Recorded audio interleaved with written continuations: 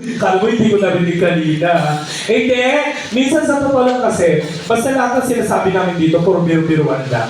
Kaya lahat ng pangit na papagwapo namin. Ano no? Lahat ng pangit na papagwapo namin. Yung gwapo, Gwapo. Pero pag sinabi ko ng pangit, paulit-ulit, manginig ko minsan. Bakit? Totoo na yun, ha?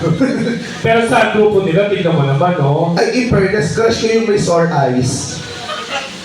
Gago, walang soul eyes siya, tanga. Ay, kulite. Hindi, nakasalamin lang yan. Parang ano, katulad nito, chronic chilling. Ano ba tawag sa ganun? Chronicles. Gago. May encantasia. Photochrome. Oh, ganun yan. Bakla pa yaman ka, photochrome yung... Wow! Nakita ko sa Shopee, ano?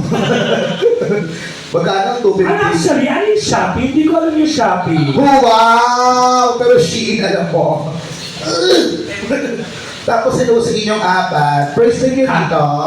Tama, first time din namin dito. So, mga taga saan kayo? Grand opening kasi ito ngayon. Kaita. Kaya pala medyo amoy latik din sa grupo niya. Yung dalawa to, yung nakatalikod mag-jowa. Tapos yung kayo din mag-jowa din kayo. Tangina, Mansari. Sa magkakaibigan, magkakamag-anak. Magkakaibigan. Kamukha niya yung ano, yung vlogger na, anak ko na si, sabi ng dati ko. Yung gano'n, yung cute. Yung sana nag-aaral, Kemi. Oo. Yung vlogger, nakagwapo yun eh. Yung isa din naman gwapo eh. Yung long hair.